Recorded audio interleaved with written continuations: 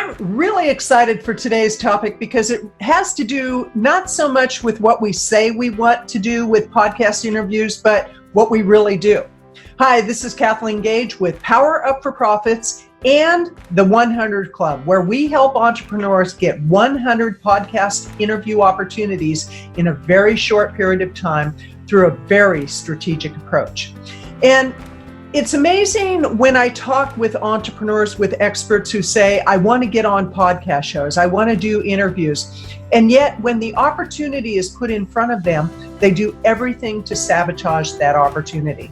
And it got me to thinking, what is it that would make somebody on a conscious level say, yes, I want all this opportunity. And yet when the opportunity is put, it's like right here, right in their hands. They turn away, or they get busy, they forget to show up for the interview, or they say, oh, this isn't a good fit, whatever it may be. It's the subconscious mind that's trying to protect that individual. What do I mean by that? Well, I listen to a lot of inspirational speakers, and I do a lot of journaling. I read a lot of books to do with the power of our mind, the power of our thoughts. And most often, what we think on a conscious level is not what's going on a subconscious level. For example, I was just listening to a young man, his name is Jake Ducey, and he was talking about people who want a relationship, and yet they seem to do everything that they can do to sabotage opportunities to get into relationships. And one woman that he was talking with is, as it turns out, every time she got close to an intimate relationship, she would somehow sabotage it. And as they looked at her past, when she was growing up, and this wasn't even on a conscious level that she knew this, when she was growing up, her parents got divorced. They did a lot of fighting. They were it was a volatile situation. And in her mind, she said, love equals pain. And she had even told herself, when she went into a process to really dig deep, she had told herself, if this is love, I don't want it. So on a conscious level, she was talking about wanting a relationship, wanting to have intimacy, wanting to build a life with somebody. But on a subconscious level, she was sabotaging it. So what does that have to do with podcast interviews? Well, everything. Because oftentimes what I find happens, even with very skilled people, they freeze when they see this. The microphone. They freeze when they think that they're going to be recorded. They freeze when they think that if they make a mistake, it's going to forever be in cyberspace. And, we make mistakes. It's no big deal. But to some people, it is a big deal. And you can go back to your childhood, and you can often find a situation where you were put on the spot and you were embarrassed. And so on some level, you're protecting yourself. What I would invite you to do, first of all, I would invite you to subscribe to this channel. Go ahead and hit the subscribe button and hit the bell notification, because then when new videos come out, you'll be notified of them. And I would love for you to like this video, because the more likes we get, the more it goes out into YouTube land. And I don't know what all the magic is that happens with the algorithms, but all I know is the more likes that we have, the more people will see the videos. And if you want to leave comments below, that would be awesome. But it's really looking at your subconscious mind and what your subconscious mind does to protect you. And many times what may seem like protection is actually setting you up for failure. And so if you're saying, on the one hand, I want to do a lot of podcast interviews, and on the other hand, nothing's happening. I had one client I was working with that she did a lot of footwork. She reached out to dozens upon dozens upon dozens of posts, and either they wouldn't get back to her or they would tell her no. And as I listened to her language patterns were such that she really didn't want to be on these shows. She was so afraid of making a mistake, because she came from an environment where you had to be perfect at what you did. And so on a conscious level, she was doing everything she was supposed to do. On a subconscious level, she was setting herself up not to have these opportunities. So much, in fact, I actually told her, I'll interview you. Let's go ahead and start this process. I'll put you on my show. I'll walk you through the process. I'll make this a really comfortable experience for you. She never took me up on it.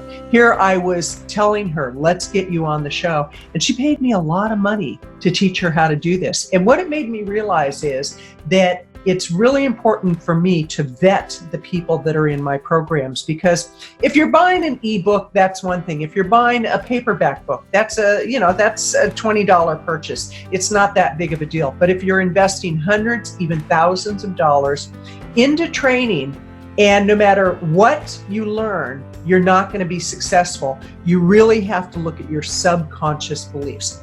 What is your subconscious mind doing to protect you?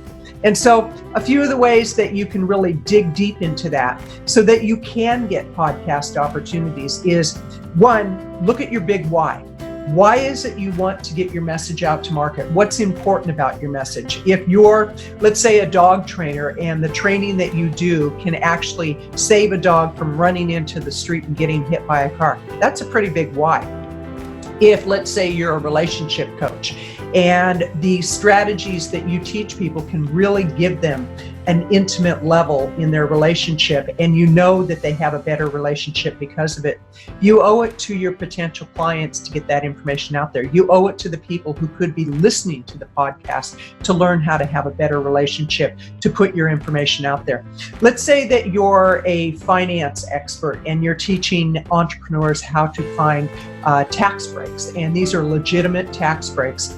And you know there are certain things that if entrepreneurs would implement these steps, they could save a substantial amount of money in overpaying in taxes. And yet something holds you back, and it's your fear of making a mistake. It's your fear of not being liked. It's your fear of being rejected. And so really check into that. So first thing is, look at your big why. That's number one. The next thing you want to do is write about it. Sit down and journal and do a brain dump. I do that every single day. I actually have a morning process where I get up no later than 4:44 every day. And people say, why 4:44? It's a lucky number to me. I like that number 4:44. It's the number of the angels. But that being said, sometimes I wake up at 4:15, sometimes I wake up at 4:30. But regardless, every day I have a process that I go through. And I've been doing morning processes for years. About a year ago, I was introduced to the works of Hal Elrod. I was doing the Miracle Morning. Love it. I think it's a great process. It's called the Savers process. And you do 10 minutes of silence, 10 minutes of affirmations, 10 minutes of visualization, 10 minutes of exercise, 10 minutes of reading, and 10 minutes of scribing. So Savers. Then I was introduced to the works of Robin Sharma, the 5 a.m. Club, and he also wrote a book, The Monk Who Sold His Ferrari, I believe is the name of the book. And he's got a real spiritual approach to what he does in life, and he's very successful. And apparently, most successful people have a morning process that they're very consistent with. And in his morning process, it starts with 20 minutes of exercise, 20 minutes of journaling, 20 minutes of reading or watching something inspirational. And in that 20 minutes of journaling, I basically just get all the junk out. I just do a brain dump. I write about it. Anything that's going on, I'm going to put into that journal. And it really helps me to process things that are going on in my life. If, let's say, at one point, business is in contraction, I can process that, I can write about it, and I can look at it and say, okay, what does this mean? What does it mean that I should be doing? If for some reason I'm not getting podcast interviews the way I normally do, because I get a lot of podcast interviews, it's because I'm consistent. And it could be something's going on in my life that I just don't feel good enough about myself at that point in time to either be on video camera or on audio. And what I have found through the writing process is that when I eat right and when I exercise and when I keep hydrated, this is my electrolyte water, and I make sure that I'm hydrated, I feel really good about myself. Today, to start off my day, I did my 1 hour process. It's called the 20-20-20. After that, I went to the gym for 45 minutes and I had a really nice workout, came home, took my dog on a 1 mile run. And as I was running, I was thinking, I'm not the fastest runner by any stretch of the imagination, but I sure am consistent. And what came up in my running was how years ago, this was what I wanted to be doing, and now I do it as a regular part of my day. As I was journaling, what came up was that what you do in private, you will be rewarded for in public. What you do in private, you will be rewarded for in public. So the only way to get to the other side of whatever block you have around getting podcast interviews is to really look at your big why, to journal about it, and to do it. That's number 3. Step number 3 is just go out and do it, because the more you do it, the better you get.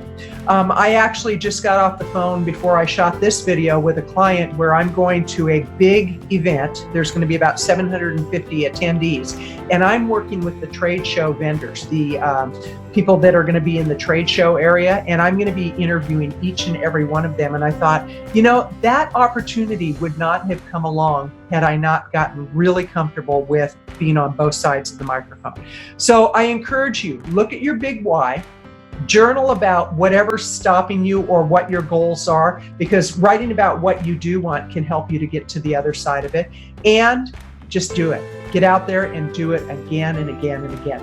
And speaking of just doing it, I really encourage you, check out the 100 Club. Go to powerupforprofits.com/100 Club, powerupforprofits.com/100 Club, and you'll see the link right here, right about here. And the other thing that I encourage you to do is subscribe to this channel. Please subscribe to this channel. Hit the bell notification so that you can be notified every time a new video comes up. And like the video, because the more likes I get, the more it goes out into cyberspace, into YouTube land. This is Kathleen Gage encouraging you. Go out, get your message out there in a big way. Get through whatever it is that's holding you back, and really look at whatever you say consciously. If it's not manifesting in reality, then what's happening is your subconscious mind is holding you back. Check your beliefs, check your thoughts, check your language pattern. Have a great day.